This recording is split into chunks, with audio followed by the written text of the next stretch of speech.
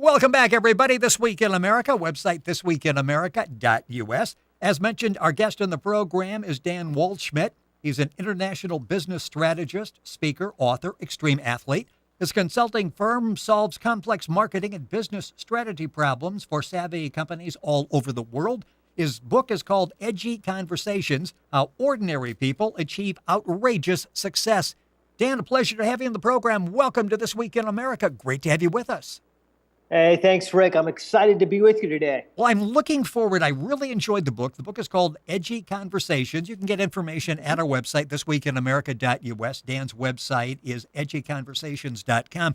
And let's start with the very basic, which is, first of all, everything we probably learned about success when we pick up the books, we watch the infomercials on television. You're basically saying, clear your mind of all of that because what you've learned so far is wrong.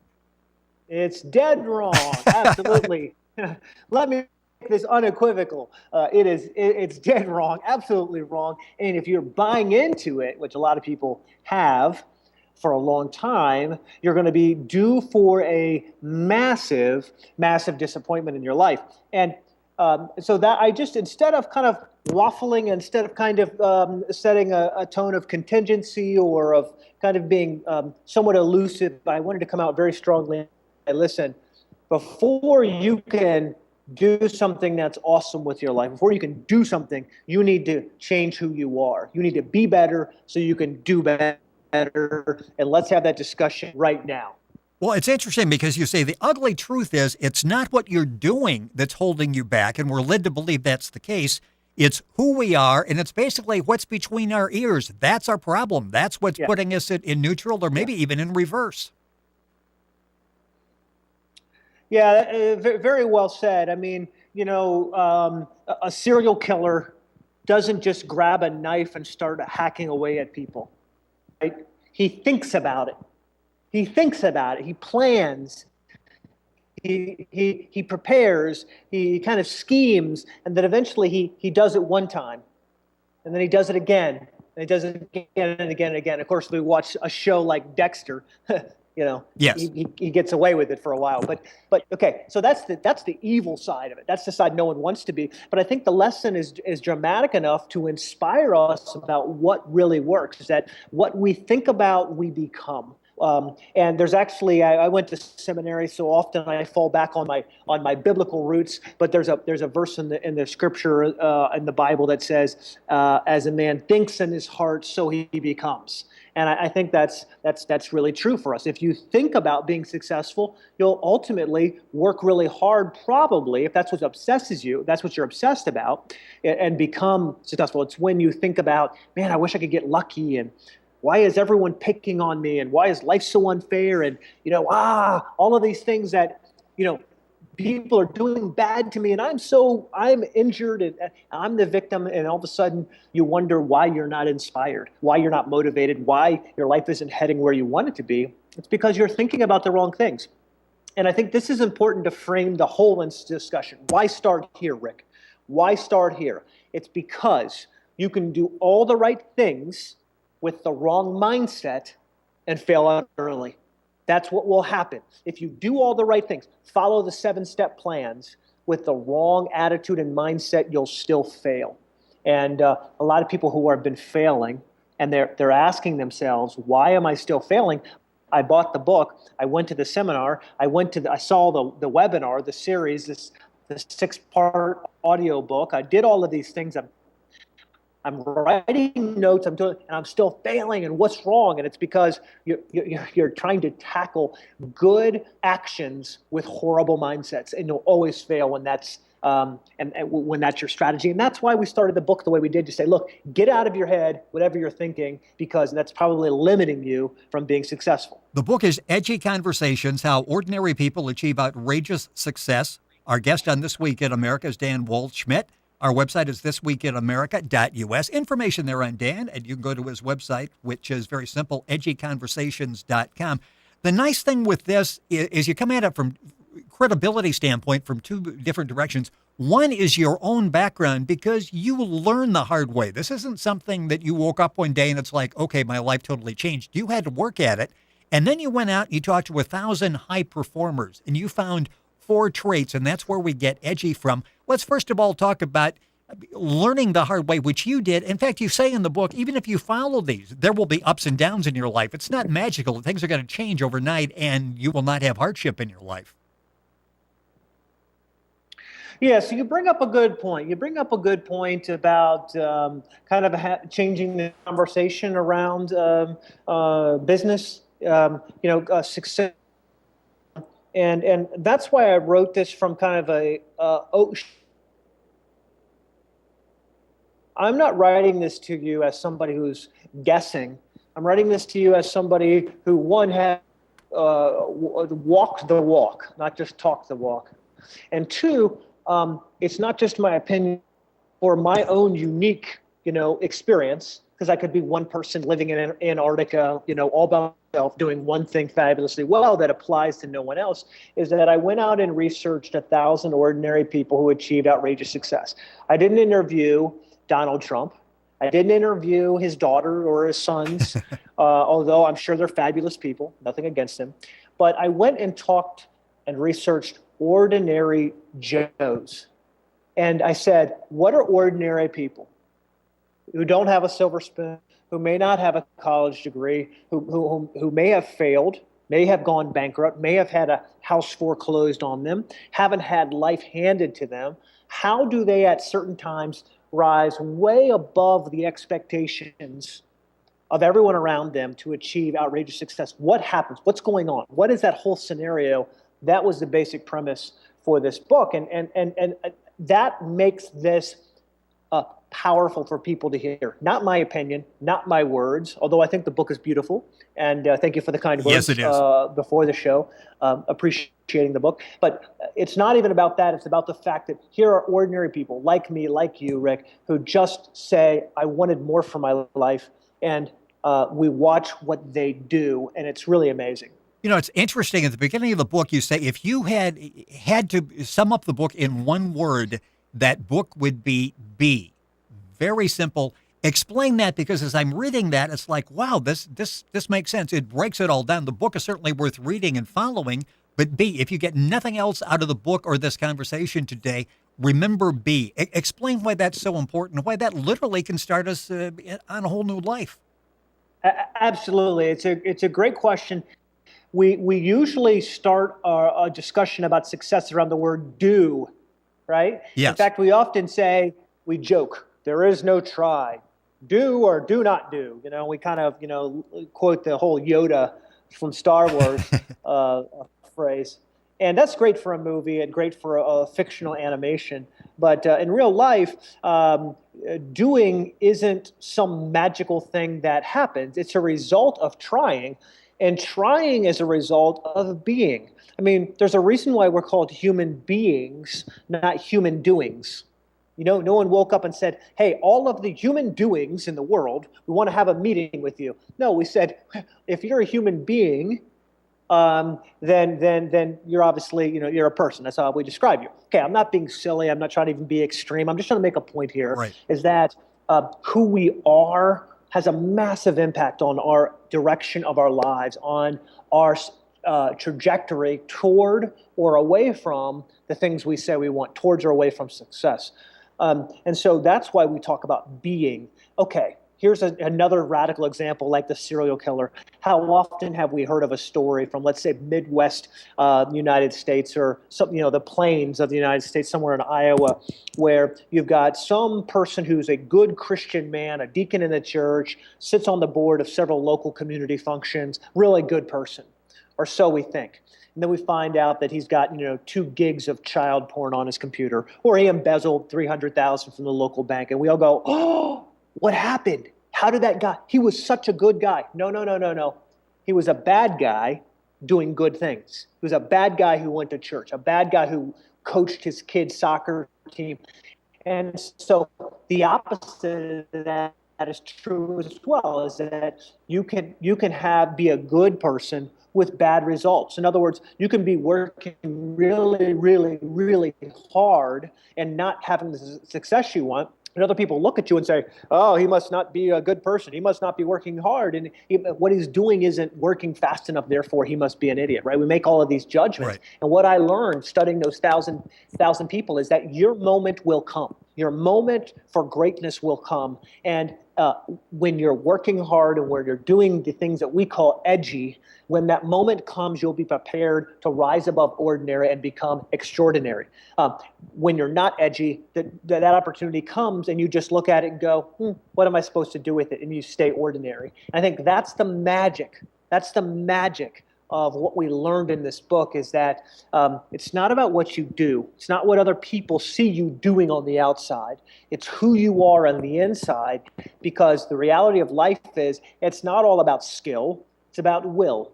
And what makes great athletes and great warriors also makes great business people, great husbands, great spouses, and that's will. It's the will to keep going when no one believes in you, the will to keep trying when you failed, the will to get back up off the mat and keep fighting, even though it looks like you're outmanned, outgunned, outmuscled, out. As a result of you being committed, not just doing things that look like you're committed. And so that's the power of being versus just doing something. You're listening to This Week in America, our website, thisweekinamerica.us. Guest on the program is international business strategist and author Dan Waldschmidt. You can follow him at his website, which is edgyconversations.com. The book is Edgy Conversations, How Ordinary People Achieve Outrageous Success. And as I knew would be the case, rapidly going through time here, but you talk about we're talking about extreme behavior, disciplined activity, a giving mindset, and human strategy. And I want to go back to disciplined activity, and we'll sort of take that in the time we have left here. You talk about deferred gratification, and that's so important. And you give lessons. We'll talk about that. Your piano lessons as a kid, how you kept that up, and how that instilled in you that you got to work for something, and it pays off in the end. Talk about that. Yeah, again, this goes back to this discussion about being and doing, and we found that a lot of us, guys like yourself who are driven, like myself who are very driven, we're good at saying yes to things. So we're good at, yes, I will practice the piano. Yes, I will, record a radio show, production value. Yes, I will do these things on a regular basis. Many a times where we fail is by not being good at saying no. No, I don't need the latest and greatest BMW so that I look important to my friends. No, I don't need the latest and greatest iPhone so that my friends think I'm a techie. No, I don't need to be the first person that everyone pats on the back. We're really bad at saying no. And so what happens is we waste money, we waste time, we waste opportunity, we waste relationships, and so we stay ordinary. And what we saw about extraordinary people is that opportunities would come along. And an extraordinary person, because he was financially fit, physically fit, and mentally fit, would have saved up enough money to go, oh, I want to jump into that opportunity. And he had enough money. And because he was physically fit, he had enough time to put in the extra stress on his body and work long hours. And mentally fit, he had enough courage to keep going when no one believed in him. Whereas an ordinary person would be like, well, I would do that, but I need my job to pay my mortgage. And I need my job so I can go on 7 vacations a year. And so I can do all these other things that I have to have. And so an ordinary person just would stay ordinary. And an extraordinary person, when that opportunity came, because they had been disciplined, they had been denying themselves, they flipped it over and were able to kind of turn the corner, take a step up, and achieve outrageous success. In the book, Edgy Conversations, How Ordinary People Achieve Outrageous Success, you talk about that, the discipline of doing and the discipline of denying. And when you look at those, they really go hand in hand, don't they? Oh, absolutely. Yeah, absolutely. I mean, denying doesn't feel good. It always feels good when you accomplish something. Yes. Doing feels good. Oh man, I just knocked that task out. I just closed that deal. I did this. Ooh, you feel good. Denying is tough. And that's why many of us fail to be successful, is because we just refuse to deny ourselves some of these pleasures. So it's important to think about. Ask yourself when you have an important decision to make, or you want something, man, you feel like you deserve that something. Is this decision going to and stop me from being extraordinary if an opportunity comes up in the future. Dan Waldschmidt, our guest on This Week in America. Information on Dan at our website, thisweekinamerica.us. A couple minutes left in the program. You said something else that's interesting. When people think about turning my life around, I'm going to be focused, I'm going to be driven, they think everything revolves around them. It's me. It's what am I going to do? And you point out that selfish behavior really limits our potential for greatness. It really, when we're so self-centered, we cut everybody else out, we don't do anything for anybody else, it really is inhibiting our success. Yeah, no one likes to be around a selfish person. I guess that's probably the simplest way to say it, right? Yes. Even our kids, right? And I've got three of them. Will say something like, share. You need to share. Why? Because it's like this. It's this skill set that we want our children to do. So people who don't share, people who aren't selfish, are just really ugly to be around. And if you make your whole life about you, about what I need to do, and me, stepping on you so I can get up, what happens is you do get ahead for a while. Again, Rick, this is a difference between being and doing. For a while, it looks like you're doing the right thing. I'm taking my life by control. I'm stepping on you so that I can raise myself higher. Right. And so if I'm an outsider, I go, oh man, Rick's doing the right thing, man. Go get him, dude. You're doing. But what you're building up is this trail behind you that's very slippery and it's very lonely, and it is one that you quickly find yourself on your face with no one around to help you. And it's a really sad place to find yourself. The book is excellent. Edgy Conversations, How Ordinary People Achieve Outrageous Success. And if you're thinking, okay, I wonder if I'm edgy enough, you can actually go to the website, edgyconversations.com, and take an edgy audit and find out for yourself just exactly where you stand in this. The book is excellent. Just 30 seconds or so here left in the program, and you alluded to this before. You talk about effort is really the great equalizer. Of all the things you can do, if you think about, okay, you're a big guy, I'm a small guy. What can I do to put myself on the same level of you? What can I do to even the odds? Almost like that. Remember growing up, we had those teeter-totters? Oh, yes. I guess now they don't have those because they're a health hazard. But back in my day, that was a fun thing to and be. Mine as well, up yes. them and then, you walk up them and then you walk down the other side. But those listening who are under 30, I think, are just like clueless as to what we're talking about. But anyway, it was fun because you could change that balance. You could change the balance. And that's people might be asking themselves, Dan, how do I get a job? I'm listening to this show. What do I do to get a job? What do I do to get promoted? What do I do to find the perfect spouse or soulmate? What do I do when I've got this startup and I've got this idea and it's not working out the way I want it to work out? What do? I don't have enough money to throw a lot of money. I don't have a lot of time to do this 7 times. What do I do? One word, Rick: work. I am troubled by the number of people who tell me, oh, this isn't working. This strategy isn't working.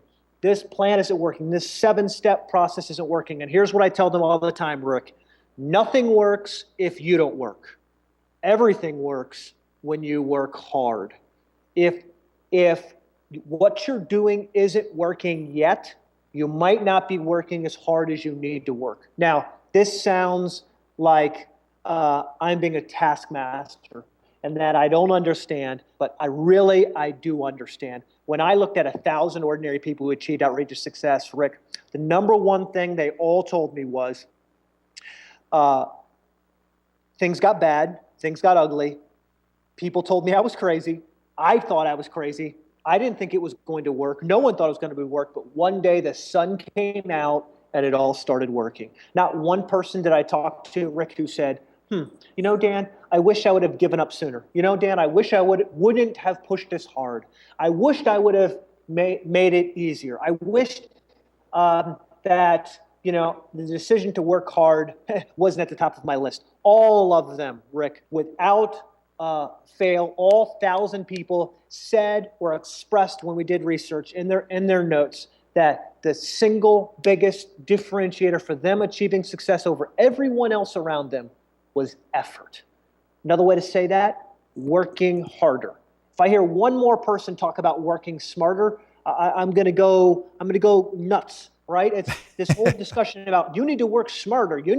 I want to build the next Facebook. Listen, Facebook didn't make itself to be Facebook. It became Facebook because of hard work and a lot of passion by a few core group of people. There's no such thing as getting ahead by being lucky. If you want to be lucky, go play the lottery, right? Yes. But you have much better luck, much better chances of achieving outrageous success when you just put in the effort. And I think you need to be fair to yourself up front and just plan for it to be hard all along. All right, this isn't to be negative. This isn't to be, moaning. If you expect it to be easy and fun and fluffy and light and, I'll just do this once and it's going to magically work, you're in for a rude awakening, a really disappointing awakening. The truth is you're going to have to try and try and try and try, and it's going to look like it's not working, and it's not going to work. And then one day it is going to work. But the only way it starts working is when you keep pushing past the point of failure and force life to kind of come down to your terms. That's the only way it works. There's no working smarter until you've worked hard enough. It's a fascinating book. It's an easy read. It lays it all out. And as you're reading it, you're going to go, wow, this really makes sense. The book is Edgy Conversations, How Ordinary People Achieve Outrageous Success. Information at our website, thisweekinamerica.us. The website for Dan is edgyconversations.com. Our guest on the program has been international business strategist and author Dan Waldschmidt. I'm sure he'll be back on future programs. So much more to talk about. Dan, I love the book. Thank you so much for being with us on the program. Appreciate it. Great wisdom for us. Thank you for having me. It is our pleasure. You're listening to This Week in America, website thisweekinamerica.us.